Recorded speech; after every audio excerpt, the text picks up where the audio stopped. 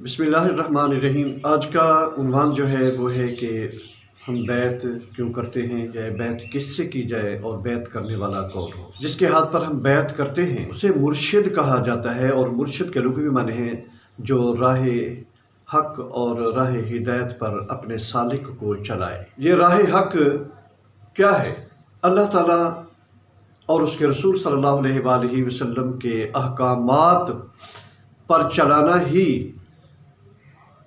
راہ حق ہے اور راہ ہدایت ہے۔ اس کے سوا کوئی راہ حق نہیں ہے۔ صلی اللہ علیہ وآلہ وسلم کی بارگاہ میں بھی صحابہ کرام، صحابیات عظام آتے تھے اور آپ کے ہاتھ پر بیعت کرتے تھے، تو حضور صلی اللہ علیہ وآلہ وسلم کو اللہ جل مجدہ نے ارشاد فرمایا کہ اے میرے نبی، آپ ان سے کچھ عہد اور معاہدے کے تحت جو ہے وہ بیعت لیں۔ جیسا کہ قرآن مجید سورہ فتح کی آیت نمبر 10 میں اللہ رب العزت نے فرمایا، ان الذین یبایعونک انما یبایعون اللہ۔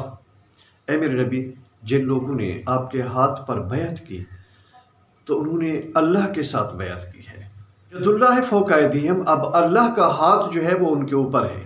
اب آگے اللہ جل مجدہ نے ارشاد فرمایا، فمن ناکث فانما ینکث علی نفسہ، جس نے بھی اس عہد کو، اس معاہدے کو توڑا تو اس کا وبال جو ہے نا اس کی اپنی جان پر ہے۔ اور آگے ہے ومن اوفا بما عاہد، اور جس نے بھی اس وعدے کو پورا کیا، اس عہد معاہدے کو پورا کیا تو اس کا اجر جو ہے وہ اللہ پر ہے۔ کیا مطلب ہے؟ یہاں پر ہے عہد معاہدہ۔ معلوم ہوا کہ حضور صلی اللہ علیہ وآلہ وسلم کے پاس جو صحابہ کرام آتے تھے، آپ ان سے عہد معاہدہ لیتے تھے، حالانکہ یہ تعلیم امت ہے۔ عقل قربان کن بپیش مصطفیٰ کے تحت آتے تھے، اپنے عقل کو، اپنے فکر کو، ہر چیز کو حضور صلی اللہ علیہ وآلہ وسلم پر قربان کر کے آتے تھے، لیکن اس کے باوجود حضور صلی اللہ علیہ وآلہ وسلم ان سے بیعت لیتے تھے تو کچھ شرائط کے تحت لیتے تھے اور عہد معاہدہ کے تحت لیتے تھے۔ جیسے کہ اللہ جل مجدہ نے جب عورتیں بھی حضور صلی اللہ علیہ وسلم کی بارگاہ میں بیعت لینے کے لیے آئیں، بیعت کرنے کے لیے آئیں، تو اللہ جل مجدہ نے سورہ ممتحنہ کی آیت نمبر 13 میں اللہ جل مجدہ نے فرمایا، یا ایھا النبی اذا جاءک المؤمنات، اے میرے نبی جس وقت مومن عورتیں آپ کے پاس ہیں، یعنی ایمان پہلے آتا تھا، بیعت پھر ہوتی تھی۔ مومنات جس وقت آپ کے پاس آئیں، کیا کرنے؟ یبایعنک، کہ وہ آپ سے بیعت کرنا چاہیں، تو ان کے ساتھ کچھ شرائط کی طے کیجیے۔ کیا ان سی شرائط؟ اللہ یشرکن باللہ، پہلی شرط کہ اللہ کے ساتھ کسی کو شریک نہیں بنائیں گی، حالانکہ وہ مومنہ ہیں، مومنات ہیں وہ، تو اللہ نے کہا ان کے ساتھ شرائط طے کیجئے کہ اللہ کے ساتھ کسی کو شریک نہیں ٹھہرائیں گی۔ اب اس کی بہت بڑی وضاحت ہے، لیکن یہاں پر جو ہے وہ جسٹ اتنا ہی سمجھ لیجئے کہ ہر چیز میں اپنا خالق، مالک، اپنا رازق اور اپنا سب کچھ جو ہے وہ اللہ کو سمجھنا اور اس کے ساتھ کسی چیز کو شریک نہ بنانا، یہ پہلی شرط تھی۔ اور دوسری کہ چوری نہیں کرے گی، بدکاری نہیں کریں گی، اپنی اولاد کو قتل نہیں کریں گی، کسی پر بہتان نہیں لگائیں گی، اور ولا یعصینک فی معروف، اور نیکی کے کاموں میں، اچھائی کے کاموں میں، اے میرے نبی اللہ نے کہا کہ نیکی کے کاموں میں، اچھائی کے کاموں میں آپ کی نافرمانی نہیں کریں گی۔ اب جب ان شرائط کو وہ سن لیں اور کہیں کہ ہم اس معاہدے پر قائم رہیں گے، فبایعہن، اللہ نے کہا اب ان سے بیعت کیجئے، اب ان کی بیعت کیجئے، اب انہیں جو ہے نا وہ آپ اپنا مرید بنائیے۔ اللہ نے کہا جب وہ آپ کی مرید بنے گی تو وہ مجھ اللہ کی مرید بنے گی۔ تو اب اللہ نے کہا جب وہ ایسا کر لیں، شرائط طے کر لیں، تو پھر اب ان کو جو ہے نا وہ مرید کیجئے۔ اب آپ پیر حضرات، علماء حضرات اپنے متعلقین کو، اپنے مریدین کو ان شرائط کا پابند کیوں نہیں کرتے؟ ان شرائط کا پابند کیوں نہیں بناتے؟ کیا ہم نے لوگوں کو کہیں دھوکے میں تو نہیں رکھا ہوا؟ میں نے جو سنا ہے وہ یہ ہے کچھ لوگوں سے کہ بس ہم نے پیر کے ہاتھ پر جو ہے نا وہ ہاتھ دے دیا ہے، ہم نے اس کی بیعت کر لی ہے، اب وہ جانے اور آخرت جانے، یعنی کام نہیں کرنا۔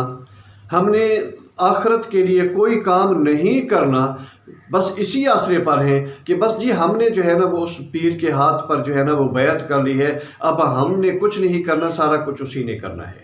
اب یہ تصور پایا جاتا ہے کہ ہمارے کاروبار ہیں، جو بھی ہمارے کاروبار میں برکت ہوگی یا کوئی بھی چیز ہوگی، کاروبار میں ترقی ہوگی تو وہ پیر کی وجہ سے ہی ہوگی، یا باقی جتنے بھی معاملات ہیں وہ اگر ترقی پذیر ہوں گے، اچھے ہوں گے تو وہ پیر کی وجہ سے ہوں گے۔ میرے بھائی، پیر کی دعا بھی ہے، کیونکہ اللہ جل مجدہ نے فرمایا تھا کہ جب وہ آپ کی بیعت کر لیں وَاسْتَغْفِرْ لَهُنَّ، اللہ نے کہا کہ اب ان کے لیے دعا کیجئے۔ تو جب شرائط پر پورا اترے، شرائط پر پورا اترنے کے بعد پھر دعا ہوتی ہے تو وہ اللہ کی بارگاہ میں قبول بھی ہوتی ہے۔ اب شرائط پر ہم پورا اترے نہ اترے، ہم جو ہے وہ اللہ سے دوری اختیار کریں، اس کے راستے سے دوری اختیار کریں، بس صرف یہ حالانکہ ایسا میں نے کہیں ایسا بھی دیکھا ہے کہ خود اللہ تعالیٰ مجھے معاف فرمائے کہ خود پیر صاحبان بھی ایسے ہوتے ہیں جو اللہ اور اس کے رسول کے فرمان سے بہت دور ہوتے ہیں، فرائض سے دور ہوتے ہیں، رسول اللہ صلی اللہ علیہ وسلم کی سنت مبارکہ سے دور ہوتے ہیں، اور قرآن کے مفہوم سے دور ہوتے ہیں، قرآن مجید کو پڑھنے سے دور ہوتے ہیں۔ جب یہ قرآن مجید کے قریب نہیں جاتے، خود پیر عزام اور یہ لوگ قرآن مجید کے قریب نہیں جاتے، دین کے قریب نہیں جاتے، شریعت کی بات اپنے مریدوں کو نہیں بتاتے، نہ خود اس پر چلتے ہیں، تو پھر جب یہ شریعت کے قریب خود نہیں جاتے اور نہ ہی اپنے مریدین کو تلقین کرتے ہیں، نہ اپنے مریدین کو اس کی وضاحت کرتے ہیں، نہ ان سے پوچھتے ہیں کبھی کہ کیا نماز پڑھی ہے، تو نے کی ہے، کوئی اچھا کام کیا ہے، اس طرف جاتے ہی نہیں ہیں، تو پھر مجھے بتائیے کہ پیری اور مریدی کا فائدہ کیا ہو رہا ہے؟ پھر اس بیعت لینے کا فائدہ کیا ہو رہا ہے؟ بیعت ہمیشہ وہاں پر کیجئے جہاں پر دیکھیں کہ ہمارے مرشد ہمیں راہ ہدایت پر چلا رہے ہیں، اللہ اور اس کے رسول کے فرمان پر عمل پیرا کروا رہے ہیں۔ یاد رکھیے، میں پیغام دینا چاہوں گا پیر حضرات کو اور علماء کرام کو کہ خدا را اپنے متعلقین اور مریدین کو اللہ اور اس کے رسول کے فرمان پر چلائیں۔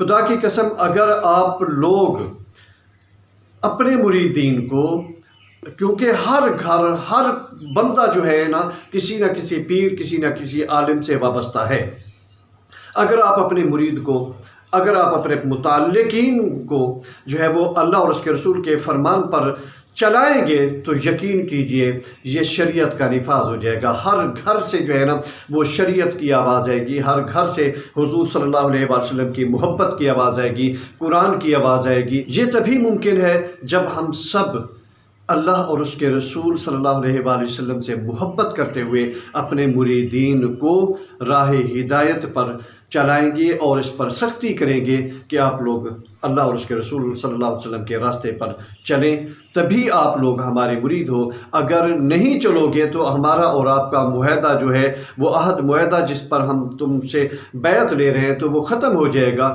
اگر آپ لوگ اس پر عمل کریں گے تو ہماری بھی آخرت سنورے گی، ہمارے مریدین کی بھی جو ہے وہ آخرت بن جائے گی۔ دعا ہے اللہ رب العزت ہمیں صحیح سمجھ عطا فرمائے۔